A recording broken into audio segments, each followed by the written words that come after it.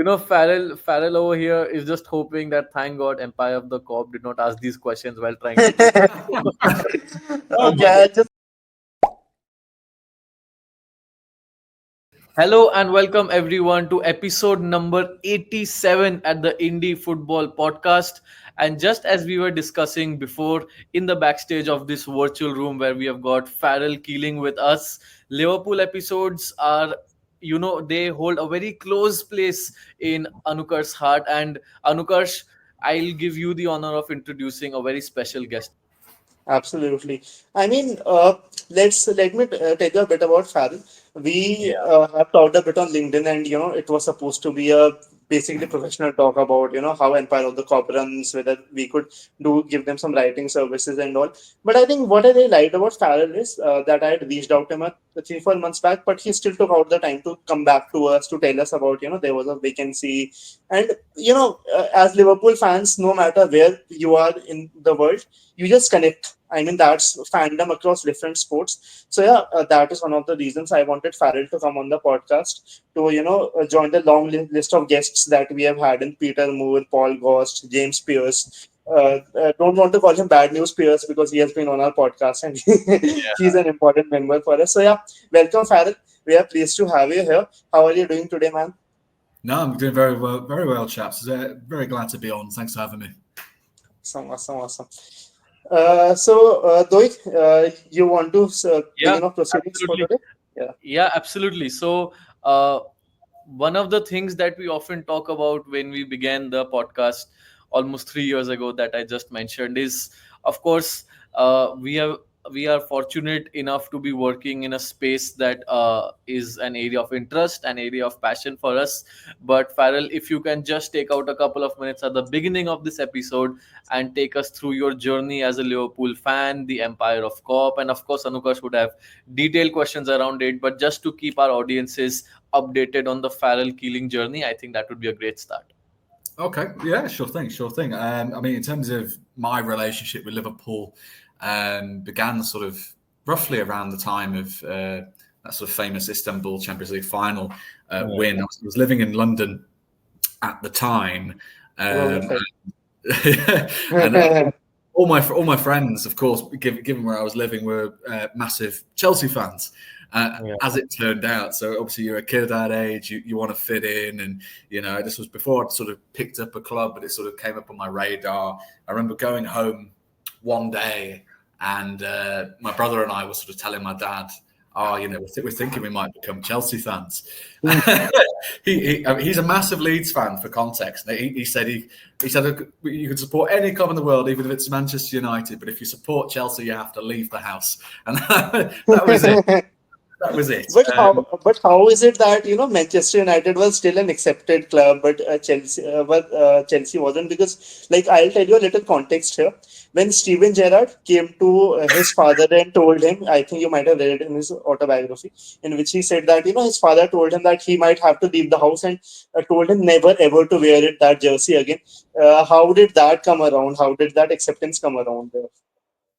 Yeah, no, I think it just sort of.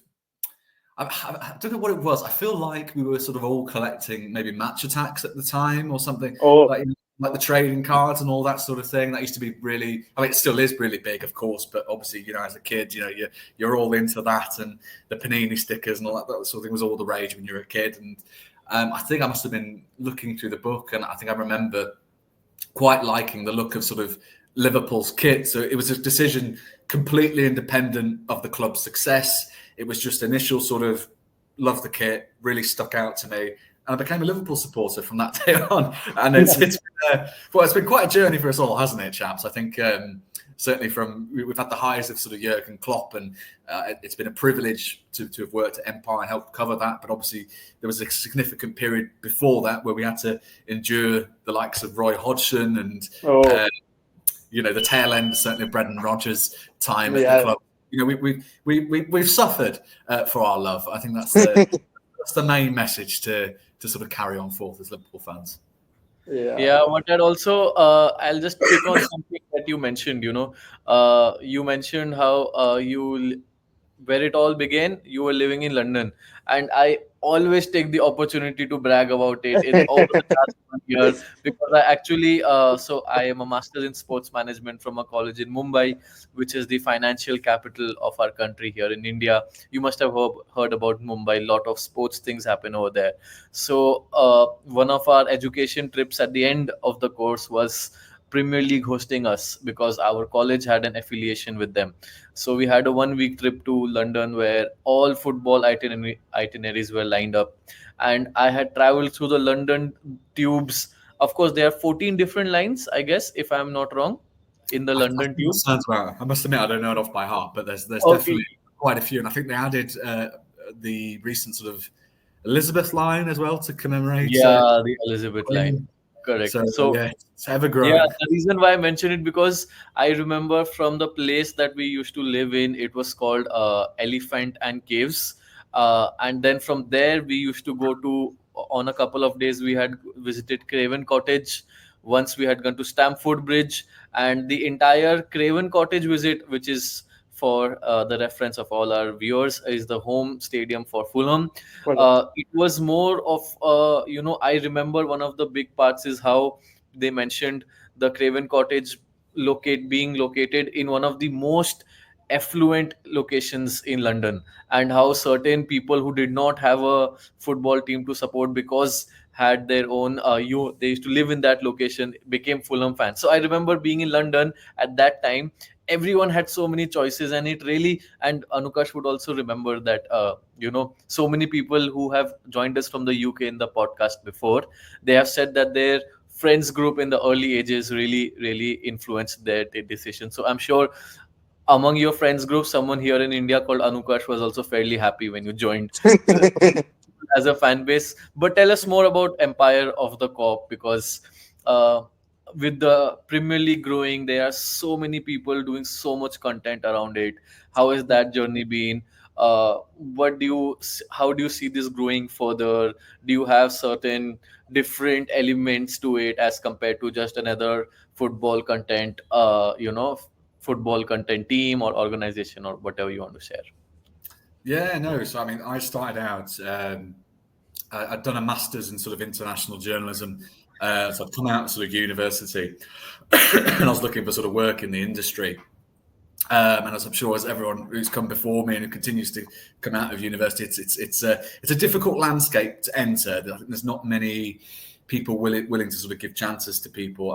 One of the organisations I sent off sort of articles to was Empire of the Cop, and the editor, who's still the editor to this day, Jordan Chamberlain, responded to me. He liked what I produced and invited me to do a trial shift, and that's how it sort of came about there, roughly 3 years, maybe 6 months ago. So I started off there sort of as a junior writer, working weekends and that kind of thing. It's a bit of a brutal shift pattern when you sort of first start out, but obviously you're covering the club that you've supported since you were a kid, so it's the trade-off certainly, and it's sort of gone on from there. And I've been covering sort of the club ever since, really.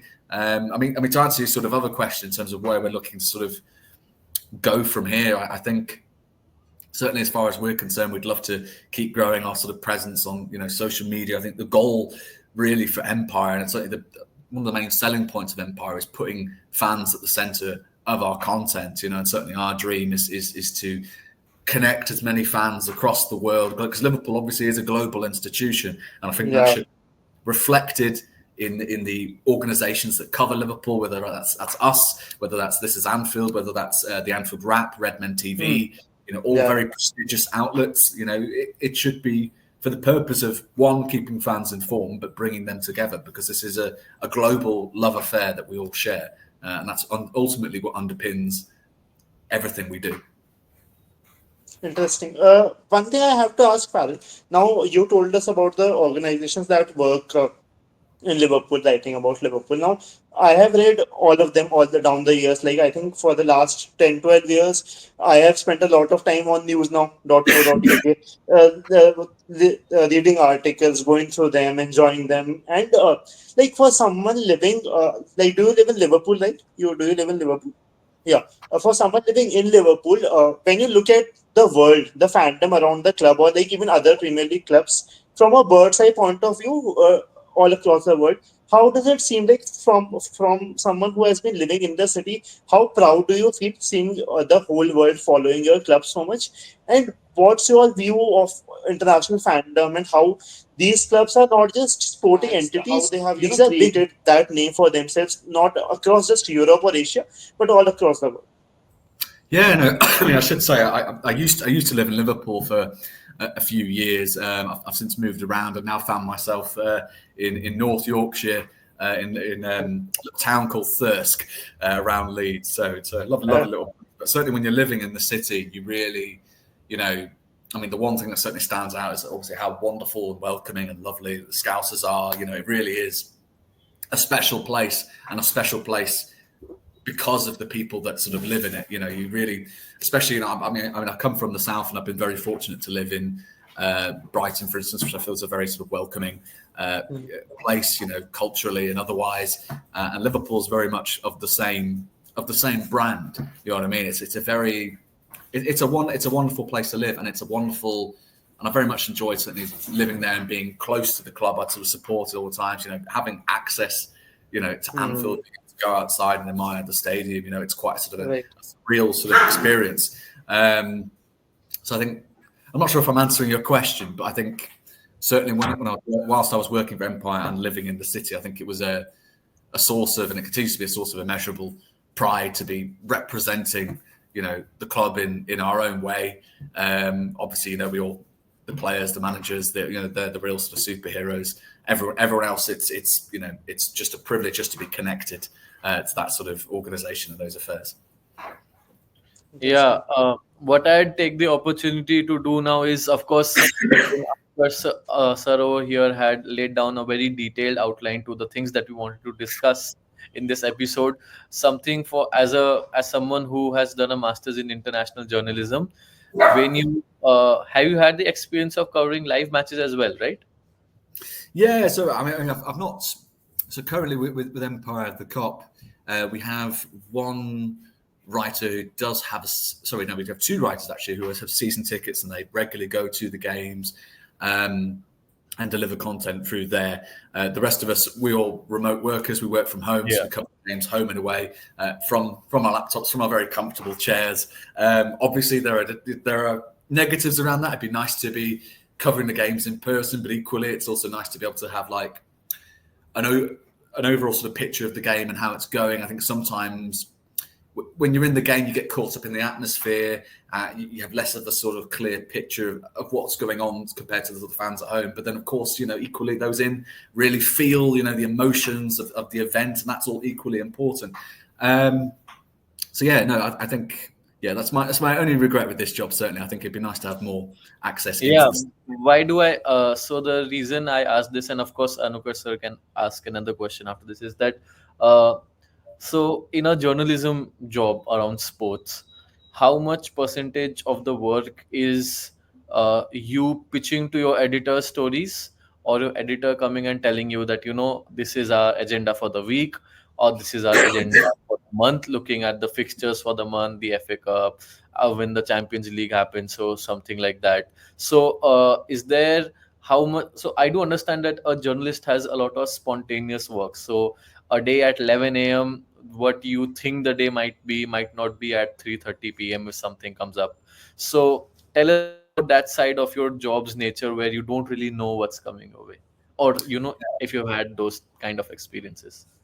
I think you work here for a few years, and I'm sure this is the case elsewhere. You get a sort of feeling for what's going to be of interest to the reading public, what kind of stories, so on and so forth, will appeal to people coming onto our website and looking at the latest news. There's a lot of trust with the writers. That's certainly been the case since I've been here, in terms of what content should be covered, what headlines we should be using, what quotes we're using, etc., etc. I think obviously there is still editorial intervention, as there will be in any sort of publication, in terms of, oh guys, have you seen that this is out, there's this out, that we should be writing something on this, having an opinion on this, putting this out into the public discourse. But but I think the main sort of governing principle sort of empire is that there is a lot of trust in the writers and a lot of trust in their ability to write the stories, to find the stories, and tell the stories in a way that make them appealing and attractive to the fan base. Because I mean, certainly from my perspective, before I started working at Empire, I'm sure it's the same for you guys and everyone else. You know, you can't get enough of Liverpool Football Club content. There's an insatiable appetite. Yeah, Anything yeah. from managers' comments to players' comments to transfer stories, rumours. We can't get enough of it. I, I I think just, I'm, Anuga sir, I I'll think just I'm gonna interrupt you. name this. Sorry, Anuga sir. I think I'm gonna name this title. Name the episode with the title "You Can't Get Enough of LFC." There's an insatiable appetite. So sorry. Go Yeah, ahead. no, you don't need to apologize, because the thing which I was gonna say is that I love 99.98% of Doipan Mukherjee. The 1% I don't like internally is that he's a Real Madrid supporter, and that is something I cannot do much about. But yeah, whenever the Liverpool mention comes in the podcast, there's always a bit of a smirk on his face. Yeah, But on a serious note, Farrell, now what we have seen is that. Now Liverpool as a city is very connected to their club, right? When you talk about Liverpool, you talk about Trent Alexander-Arnold, Steven Gerrard, and I'll come to that. I'll come to the player aspect. But now different players come in from different countries, different nationalities, different kind of ethnic groups. Now what happens is that now there was this report that since Mohamed Salah had come in, hate crimes had really lessened in the city. Now Chiesa has come in, and like there was a very funny video going along, and please pardon me for the change in accent, but it went something like that: Jones and Trent Alexander-Arnold might take him for a ride and be like, and you know that the car would be going really fast, and they would be like, "Lad, slow down," like and the Scouse accent is something which is something which has really. Which is really popular now, considering how so many people know about it. I myself really find it fascinating. How do you think in a city which sleeps, lives, and talks about football all the time, how do you think different cultures coming in affect things within the city, and how do you think it does for the betterment of the sport, or the sporting culture within the city? So how does that? How is the different cultures sort of Yeah, beneficial yeah, for the yeah, structure? absolutely, I mean, absolutely. I mean, you've got to look certainly from a Liverpool perspective, and you look at the manager who left the club, and sort of Jurgen Klopp. You know, I mean, the one thing you've got to sort of the one thing we all sort of fundamentally understand as sort of Liverpool fans and supporters, and certainly if you live in the city as well, is that everything is connected. The culture, the politics, specifically because Liverpool fundamentally is a very sort of left-wing, socialist, culturally welcoming, open arms sort of city, and that informs how the people are, that informs how the club is, and ultimately that's the vision we want really for society. So I think, I think these cultures are always sort of going to blend well in Liverpool because there is that overriding attitude of sort of openness and that acceptance of, there's more to the world than just Merseyside. There's more to the world than just England. I mean, personally, certainly my political beliefs are quite sort of left leaning. So it's been a torturous years living in a country governed by the Tories for a significant sort of period of time, and governed by a sense of closed-mindedness, governed by a sense of anti-immigration rhetoric, governed by a sense of racism, really, if we're going to call it what it is. And you can certainly tell in terms of the interactions that take place on the pitch. I mean, if you've ever seen a game, the amount of horrific chants that you listen to from opposition fans coming to Anfield or hosting Liverpool, the pub chants and all that, and it's all because of the stance Liverpool has taken, off the pitch as a city, as a football club. And that's one of the reasons that makes them stand out so much, because it is anti-establishment, because it does go against the grain, because it stands up like the club for the right values in society, or the values I personally feel that we should stand for in society, which is welcoming cultures, which is being open-minded. I don't know if that answers your question at all, but No, that does. yeah, Yeah. you're always absolutely going to see. I mean, I think it's unavoidable to a certain degree, isn't it? Because I think you look at sort of, I mean, go to any sort of Premier League club, and it's not totally 100% British, nor should it be totally 100% British. I think there's a separate point perhaps to be argued about whether these clubs are looking after their own academies and doing their best to produce exciting young English stars, but you're always going to welcome top talent, regardless of what country someone comes from. I was certainly over the moon when we signed Federico Chiesa. I think it's Same. astonishing that Thiago Motta especially after the kind of transfer Liverpool had. So of course it Yeah. was very welcoming. Thanks for adding salt to the wounds, Doipan. Yeah. But I can't help but also ask you, how much do you know about India? Have you ever visited India? If not, have you ever thought of visiting India? How much do you know about the Indian football scenario? I know it's too specific about India, so let's begin with Empire of the Cops focus on international football around Liverpool itself. So, do you talk about when suppose Liverpool goes to play a Champions League tie against the Italian country?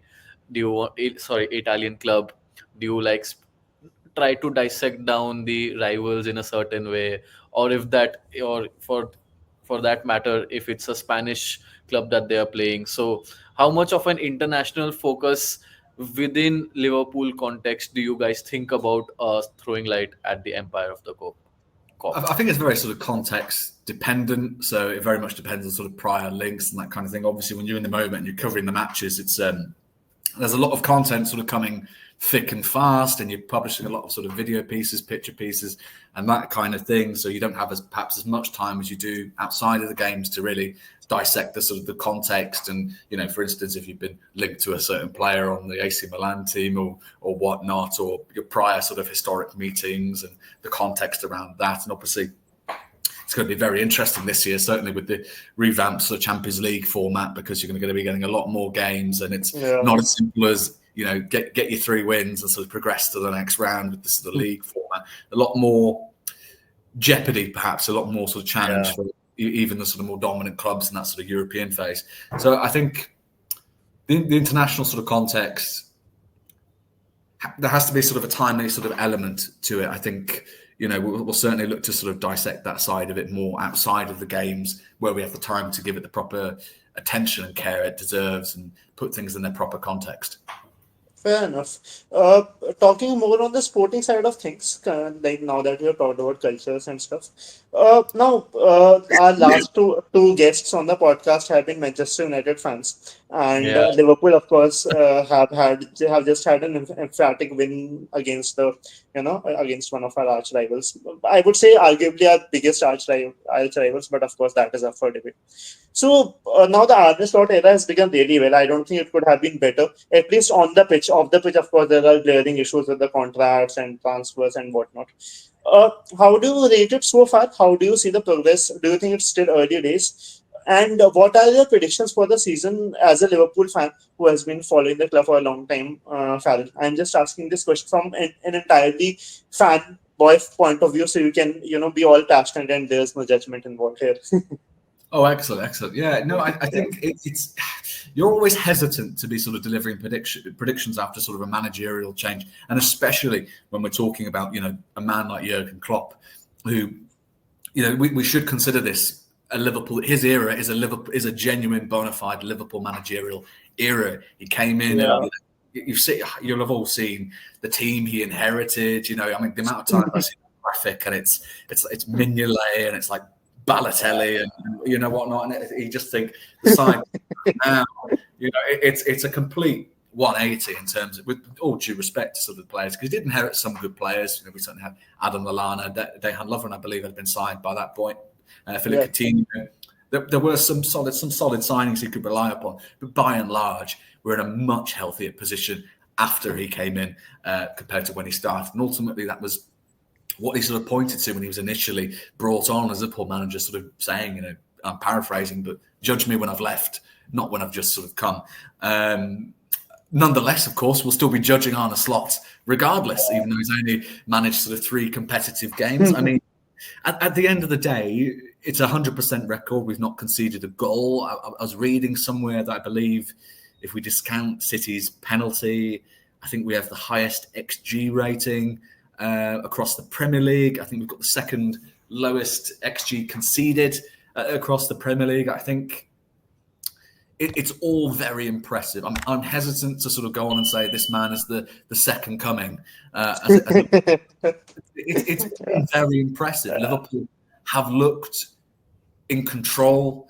They've looked defensive. I mean, I think perhaps maybe the most impressive thing so far of the Arne Slot era is how defensively compact we've looked compared to sort of the latter end of Jurgen's sort of tenure. And I think certainly there's work to be done, and you can sort of see that the ideas are going to take time to be implemented. Right. Look at the Manchester United game as a clear reference. All 3 goals came as a result of forced turnovers. All 3 of them. All 3 of them. There's nothing wrong with that, but it's very Jurgen Klopp. There was not one of the goals was as a result of patiently holding on to the ball, waiting for your opportunity, and playing a killer pass. But it's fine. We were certainly promised at the start of Arne Slot's reign that we wouldn't be taking a completely different direction away from Jurgen Klopp. A lot of the principles will be maintained. A lot of the good work will be maintained. It will be an evolution rather than the revolution we were treated to in 2015 when Klopp came in and replaced Brendan Rodgers. And that's really exciting because we're starting off. I mean, it's a clean slate for the players, but not in terms of the principles that have been implemented over time. It's a really, really exciting time to be a Liverpool fan, and I'm hesitant to give you sort of a league position at the end of the season. I do think we'll comfortably be in top 4. I'll say that now. I have that much faith. I hope I'm not proven wrong. As for everything else, I think the Champions League new format completely throws everything up in the air. Domestic cups. I'm very curious to see, because I think what will be interesting to see is how well Liverpool managed to sort of load manage their players and get through periods of time where they tend to be conducive to sort of injuries and that kind. We've already seen Harvey Elliott suffered a fractured foot, although Curtis Jones, I believe, is back in training now. Yeah. So it's been okay so far, but obviously we're going to hit a period where we're playing something like a game every 3 days in the next sort of few weeks. Thanks for the international breaks, but yeah, I'm excited. I mean, how are you chaps feeling about it? Are you sort of optimistic? Can I take this one, though, before you? Yeah, please. Yeah. So, if I'm being very honest, I'm not even skeptical at this point. I'm being a bit optimistic here because I think at this point we have a very good squad. That's what I think. In fact, I think last season Liverpool could have done a lot better in terms of where they finished, considering if maybe the Klopp message hadn't been delivered, or because I think towards the end of the season there was a feeling of what should I say? I won't use the word complacency, but there was an acceptability that this era was about to come to an end, and it was that something new was going to start. So it seemed like something that was going down a level as the matches were going on, and there was no more passion anymore in terms of what we had seen at the peak of the Jurgen Klopp era. So I could see that level going down. So those factors I felt were there. The injuries were not helping themselves either. I feel there's a chance a lot of good things can happen. But of course, things like injuries and things like what happens with the contract situations, I think come the end of the season, will have a lot of impact on things. Sounds good. And absolutely, Farrell. I was keenly taking it all in, whatever you shared earlier about Jurgen Klopp, Brendan Rodgers, and how the recent, the initial few phases of Arne Slot's uh, tenure as a Liverpool coach was being viewed by different people. I want to ask you this, and I have, as you mentioned, there's an insatiable appetite for Liverpool. We over here have an insatiable appetite to ask people questions about what they do, and of course that's also one of the reasons why Anukash was chasing you for a while to have you in our podcast. But uh, I would ask you this, Farrell, for a like content outlet for any team. This does not have to be Liverpool specific. When we look at results being delivered on the field, but we know that there are certain issues of the field, like the contracts, as we mentioned over here, is a bit of an issue. If the owners are being, owners of Liverpool have always been a bit of a debate topic over the last couple of years. So, do you feel that no matter what happens in the background, if you deliver on the field, the coach's job would never come into any kind of jeopardy. Because I feel, uh, at the end of the day in football, when you are at a managerial position of a Premier League club or even a League Two club, you are brutally judged by the results. But if you are able to, do you think Arne Slot, in an environment like Liverpool, where there's always something happening, if he just cuts out things that do not matter to him, delivers results year weekend in, weekend out, he would be a famous man among Liverpool fans, a large section of the Liverpool fans, say 3 months down the line, if he's won like say 75% of the games till then, no matter whatever's going on in the club, you know? Yeah, I mean, you can sort of see that sort of early on in terms of how Liverpool, well, how specifically certainly returning members of the sort of backroom sort of staff, like Michael Edwards, of course, now is the CEO of football. And it's been made very clear from early on that Arne Slot is the head coach, not the Yeah. manager. Mm. Klopp, of course, was the manager, and increasingly over time, you sort of see his level of power, his level of influence of what happens behind the scenes and whatnot grew exponentially. There have been many articles written on this discussing whether this was the best thing for the club, whether it was the best thing for Jurgen Klopp, certainly, to have that level of workload. I think, given how exhausted he was towards the end of his Liverpool reign, I think you'd have an argument to say actually having that much power and responsibility didn't benefit him, and we probably didn't get as many years of Jurgen Klopp as Liverpool manager as we might have done had he just stuck to the coaching. But you can understand that level of. But Liverpool have made that very clear from early on. Arne Slot is the head coach. He's responsible for making players better on the pitch. That's it. And, you can certainly see that in the press conferences we've had. He has no interest in discussing transfer stories and that kind of thing. You'll see it when you see it, when it happens, when it's over the line and everyone knows. You won't get a peep out of Arne Slot. Maybe there's the thing to be said there that people feel that you're not getting as much personality maybe out of Arne Slot as you did with Jurgen Klopp. But I do kind of like the shift in thinking and rationale that we've gone down with Arne. We're already seeing the results on the pitch. You look at sort of Ryan Gravenberch, for instance, who looks a completely different player. Under Arne. There's no slight on Jurgen Klopp, of course. I think the demands of an Arne Slot system are very different. Not very different. Absolutely. To the demands of a Jurgen Klopp system. And so we've seen him thrive in that sort of holding midfield position. So I think as long as there are performances on the pitch, as long as we're getting results, I don't think anyone's going to have a problem with that. I think everyone implicitly understands that there is a disconnect between what happens on the pitch and what happens behind the scenes in terms of contracts, signings. It's less to do what the manager wants and what the recruitment team and the network of experts behind him feel are the best moves for the club sort of moving forward. So if Trent Alexander-Arnold does or doesn't sign a new contract, it's not on Arne Slot, and he shouldn't be held accountable for whatever decision the club does or doesn't make in that regard.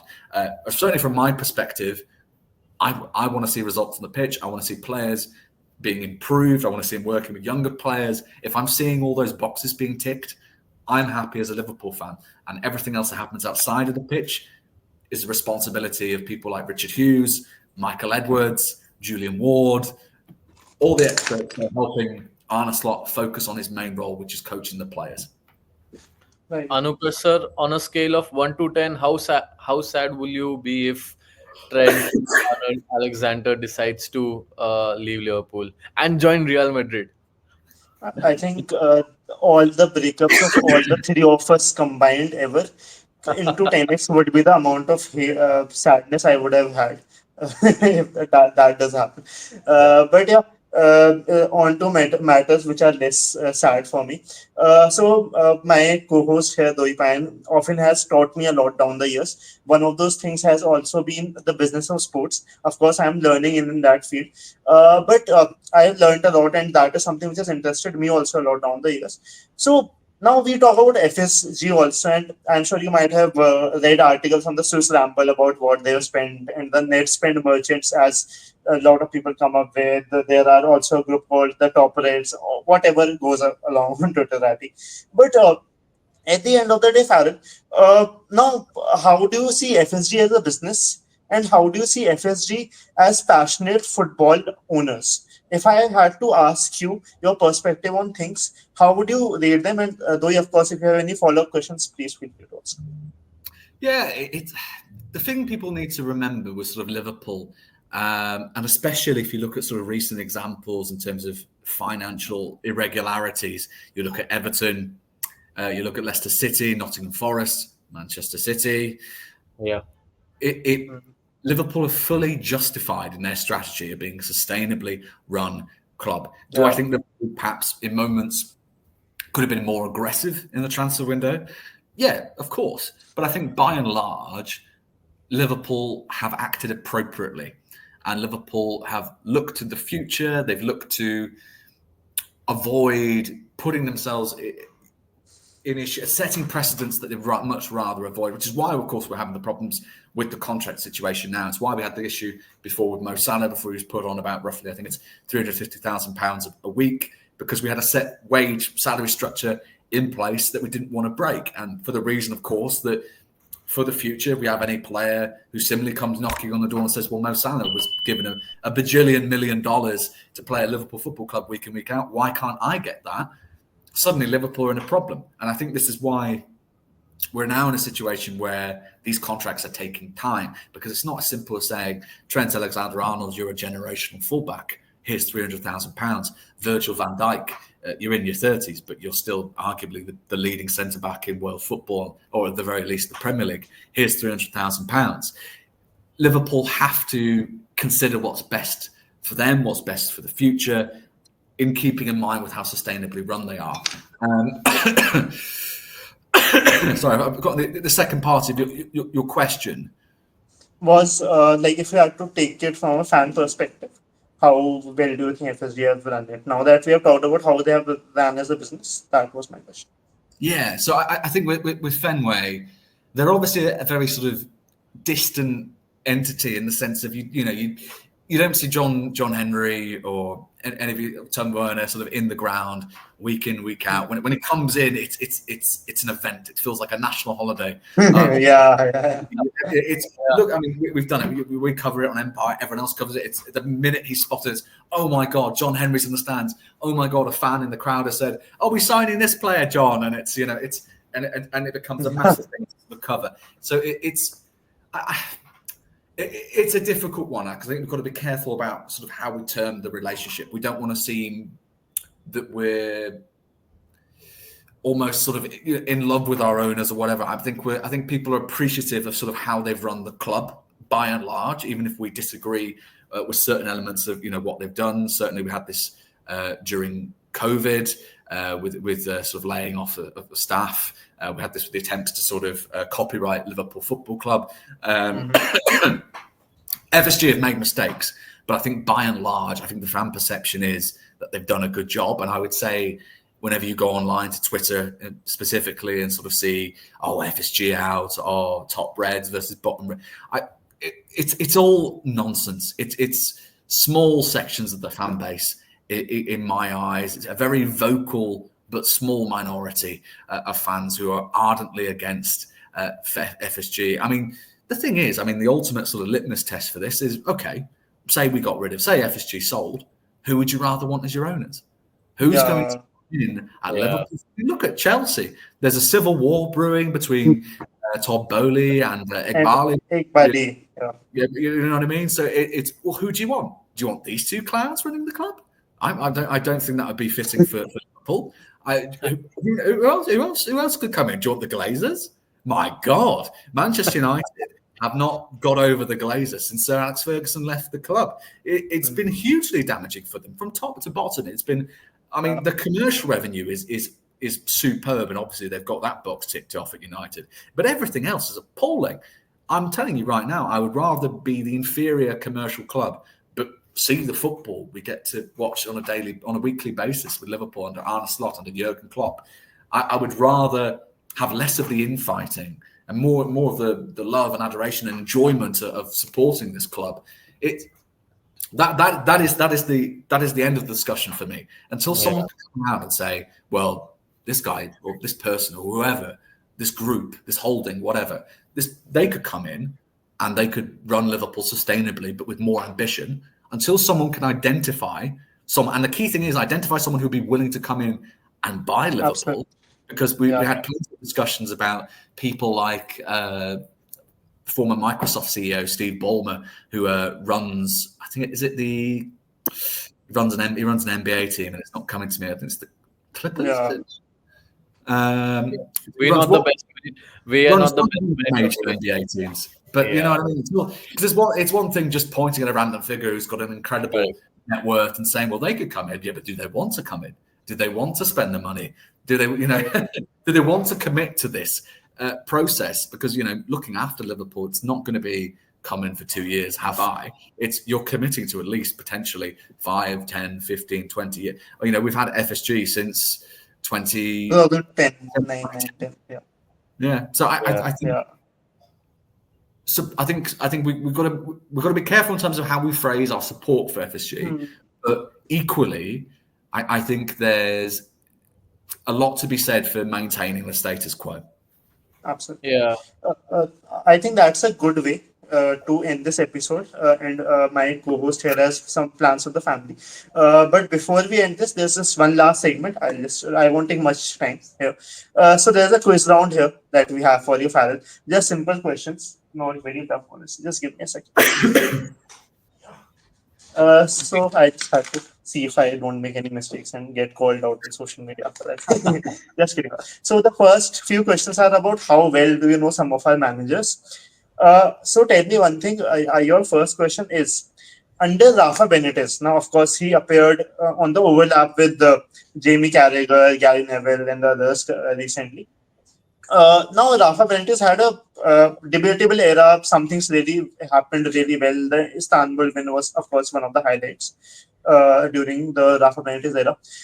Which player scored the last goal of the Rafa Benitez era? Oh, that is a question. The last. Oh my goodness. Oh, you guys don't pull your punches, do you? The rest of the Benitez era. I'll give you a very good hint if you are not able to get the answer in a minute. That's a good one. Let me guess. Was it against Stoke City? No. Stoke City. That was Steven Gerrard's last match. Oh, all right. Yeah. Final game of the Benitez. I'm just trying to sort of think, because you've got your obvious sort of answers. You could go Gerrard, Torres. I'll give you one hint. He has a hat trick against Manchester United. He has a hat trick against Manchester United. I'm trying to think off the top of my head. No. Hello. Was it? It can't have been. Was it Gerrard? Is it as easy as that? No, it wasn't. Farrell over here is just hoping that thank God Empire of the Cop did not ask these questions while trying to. Okay, I'll just give you the answer. It's Yossi Benayoun. Yossi Benayoun. Oh, of course it's Yossi Benayoun. Okay, a couple of these more questions. This one is easier. Who scored the first goal of the Jurgen Klopp era? Who scored the first goal of the Jurgen Klopp era? Yeah. That's a tough one as well. To be fair, I should have prefaced this by saying, because my colleague Pete, we've done the podcast for Empire. He has a segment called the Pete Quiz, and I don't tend to do very well on those, to be fair. But let's see. First goal of the Jurgen Klopp era. Wasn't that Adam Lallana? No. Adam Lallana came in match before. No. Adam Lallana scored that goal against Norwich, but not that. I'll give you a hint. He has played for a club that Xabi Alonso has managed. It's an easy one now. Yeah, it's Leverkusen, right? Leverkusen, is it? Yeah. Real Sociedad also, he was there for a while. All right. Nice. We have absolutely bold Farrell. So Farrell, do you follow cricket? Do you follow cricket a bit? No, unfortunately not. No. Very, my knowledge is quite patchy, I would say, for cricket. It is almost like a Yorker delivery, which is very difficult to face. Okay, I'll give you the answer here, lads. Yeah. It's Emre Can. Oh, Henry Chan, Uh, of course. Of course, yeah. okay, okay. My last question I want to, otherwise Zoe fan is gonna kill me. Anukarsh, no, Anukarsh sir, you have to ask a question that Farrell answers before we stop Yes, this. yes. This one's a, yeah. I'll ask a Otherwise, final you will one, and kill us. I'll ask a final question and an easy one. Who scored the first hat trick of the Jurgen Klopp era? This one's an easy one. Oh, he says it's the easy ones. The first Yeah. one. Cheeky bucket. Okay. First look at the Jurgen Klopp here. I think who we.